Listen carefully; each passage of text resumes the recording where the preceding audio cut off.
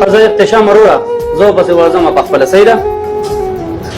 شازیبو وایه منیجر صاحب سوی شازیبا دا ټیبل چې سبا کې بیا دلته خیال کول اګزم منزله ټیک ته منیجر صاحب ته ښه په ارام ونځو که ښه نفلونه هم ورسره وکړه ټیک شو زه لاړم دې خو لاړو بیا همدغه موقع ده ورڅخې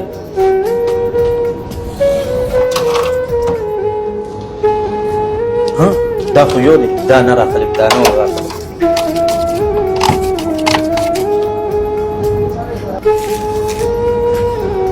نه کته او زه تر وبه سره پیسې الله سره برکه جیب نه دا څه دي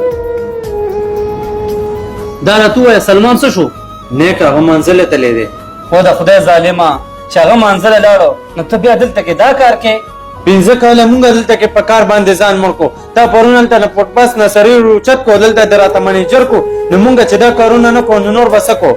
منیجر یې خو زمو چې زه دلته کې ټول نصیب یارم نو تا کس راوستو دلته دې مونږ ته منیجر کو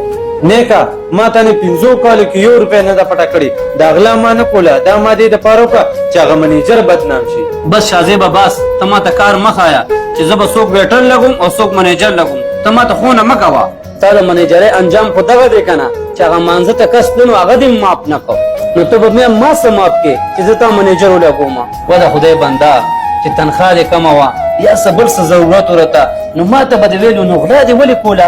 چې ما دلته کې راوسته هغه نه ما پهله ټس اخیستی و هغه ډېر ایماندار هلک و ځکه ما دلته کې راوستو په دې کرسۍ باندې مې کښېنولو و شازیبه چې اوس د کار نو باسم نو د الله نه یارېږم او چې دلته دې پرېږدم نو بل غریب راته بدنامې شازیبه روزي زه نه ورکوم روزي الله تعالی ورکوي ځکه دې د کار نه نو باسم د الله نه یارېږم شازیبه د خدای خاطر وکړه نن خو دې معاف کوم خو چې د آینده لپاره دې دا کار وکړو بیا به ما نه خفه کېږي نه السلام علیکم وعلیکم السلام دا خو زما مشر نیک راغلی نیکه څنګه چلې خیر دی شکر دی اچانک څنګه راچکر شوې دا احتشام راته ویلو چې په حساب کې فرق دی نو هغې پسې راغلی وم هغه پر خو وو هغه فرق دا دی دا دی ولاړ دی تا ته مخامخ نیکه څه زه خو پوه نه شوم ښه واوره دا خو یو دی دا نه راغلی دا نه راغلی اوس پوه شوې سلمانه ستا چې په حساب کې روزانه کمې راتله که نه هغه هم دغه وجه وه ها نیکه زه خو دلته ورکران سره لکه درونو غوندې وخت تېرومه زه پوه نه شوم چې ده ما سره ولې داسې ظلم وکړو شازیبه وروره تا ما سره ولې داسې کار وکړو دې مشر نه خو زه پړپاس نه اوچت کړم او د دې منیجرۍ کرسۍ له راوستم زه دلته کېنولی وم او تا خو زه ډېرې زیات پریشانۍ کې اچولی وم ما الله پاک نه دا سوال کړم یا الله دا کس ما ته وشرمې چې دا څوک ما نه پیسې اوچتوي سلمان وروره واقعي چې ما ډېره غټه غلطي وکړه او زه په دې خپلو کړو ډېر زیات پیمانې یم او واقعي چې دې کرسۍ ته څوک راځي هغه په ایماندارۍ راځي هغه په غلا کولو او نه په دې راځي چې 15 کال یې کوم ځای کې تېر کړو 10 کال یې کوم ځای کې تېر کړ هغه دلته په ایماندارۍ راځي لکه ستا غوندې کې او ته د دې کرسۍ حقدار وې او نن نه پس به زه دلته داسې ډیپټي کومه لکه چې زما خپل وټلي او تا ته به داسې نظر کومه لکه چې مشر نیک او ستا خپې به زه هېڅکله مو نه وم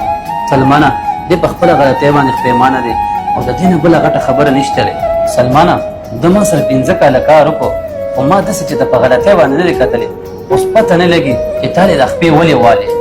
نیکه چې تا معاف کړی دی ما خو د زړه نه معاف کړی دی زه شازی او بچی ورځه خپل کار په ایماندارۍ کوه او د بل سړي خپې مه وخه الله تعالی به دې کامیاب کړي صحیح ده سلمانه خله چې دا پته ولګېده زما په زړه کې شک و چې دا څه وجه ده اول ته احتشام هم راغو هغه ورځې ډېر زیات غوسو سور کېده نو د دې وجې زه په خپله رالم چې دا څه کیسه ده خدای شکر دی چې هر څه ما په خپلو سترګو باندې ولیدو او ته خپله ډیوټي کوه احتشام به زه پوهېږم او زه دنه ورځمه صحیح ده صحیح ده مشر